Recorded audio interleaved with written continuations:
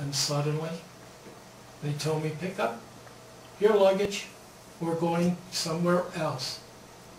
I didn't say anything, I always obeyed. A bus pulled up, our team got in, they took us to the newly opened Vilnius Hotel, and they gave us the best rooms. And I asked one of my teammates, what was the difference? What happened here? He said one of the players told an official that we have an American on this team. And yes, they put us up there. And let me tell you another incident when I was in Odessa. We had a tournament going, and when a young lady came to the first game, the second game, and she sat through the 7 games. And after the game, she approached me and said, would you like to see the city? I said, sure, I'll go anywhere with you. She was very cute, very attractive. So we started to walk around the city of Odessa. Then we got near some woods. And I got a little nervous because I remembered what my coach said. Beware, because they may be thieves. I followed her. And if any of you have seen the movie Robin Hood, where they come out of the trees and out of the bushes and everything, I was surrounded by people. And the young lady said, don't be afraid. We're Jewish. We want to know about America. Is it true that there are no breadlines? Is it true that they live in more than one room? Is it true that you have water and electricity and people can own cars? And I explained to them, and they disappeared as quickly as they came. They loved Americans there, and no, they did not want war.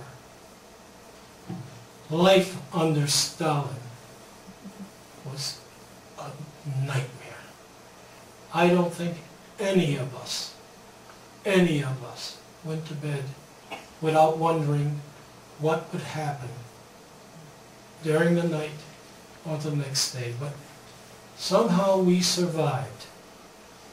Others did not.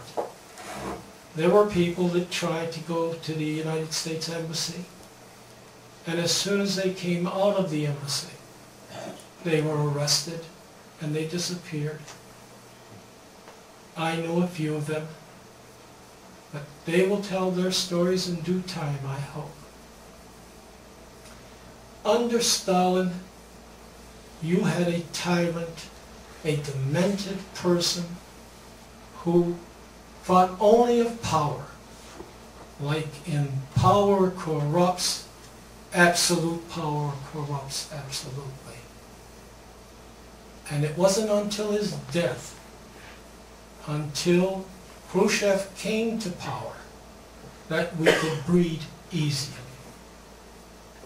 I was in Petoskey, Michigan about a month ago when a former OSS officer asked me, Mr. Mooradian, how could you ever praise a person that committed the atrocities he did?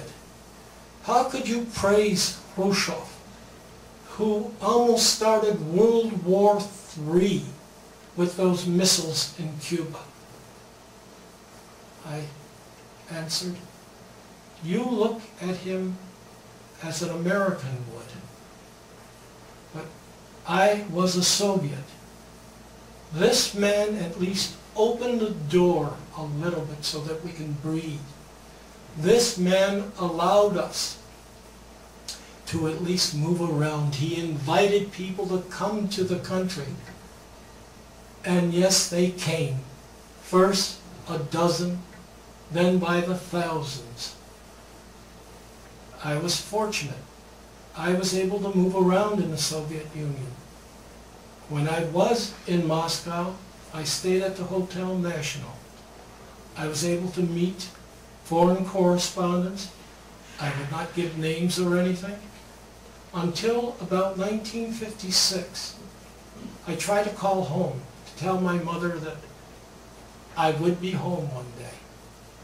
That evening when I attempted to call, there was a breaking news. I don't know what it was. It could have been the Czech Rebellion or the Hungarian Revolution.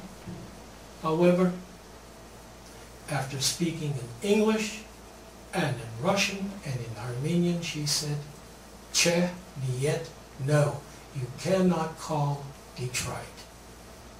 Depressed, I walked outside and got onto Gorky Street, and I felt somebody was following me. And I'm saying to myself, KGB? What for? They can pick me up anytime they want. I continued to walk. And then I said, I had enough of this. I turned around, walked up to him, and I said, in Russian, what do you want? He says, hold it, hold it. I am not Russian. My name is Roy Essayan. I'm a foreign correspondent for the Associated Press. I heard you speaking English, Armenian, Russian in there. Who are you? And when he said Essayan, I said, Duhayas? He said, yes. I said, I'm Armenian too. And he said, I don't believe it.